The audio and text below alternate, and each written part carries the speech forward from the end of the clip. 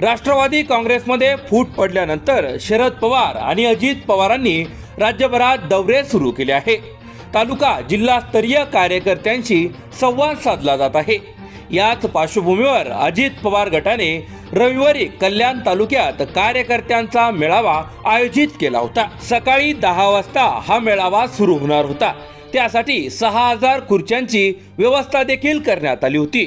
पण दुपारचे 12 वाजले तरी त्या ठिकाणी गर्दी जमली नसल्याने उपमुख्यमंत्री अजित पवार यांना रेस्ट हाऊसमध्येच थांबून राहावं लागलं। दरम्यान महाराष्ट्राच्या राजकारणात झालेल्या राजकीय भूकंपानंतर आणि राज्याच्या उपमुख्यमंत्री पदाची धुरा खांद्यावर आल्यानंतर कल्याण तालुक्यात अजित पवार पहिल्यांदाच आले आहे। त्यामुळे राजकीय दृष्ट्या त्यांच्या या दौऱ्याला विशेष महत्त्व प्राप्त झाले। मात्र पहिल्यांदाच कल्याणमध्ये आलेल्या अजितदादांच्या स्वागताला रिकाम्या खुर्च्या आणि सभेला तुरळक गर्दी असल्याने राजकीय वर्तुळात उलटसुलट चर्चा सुरू झाल्या आहे।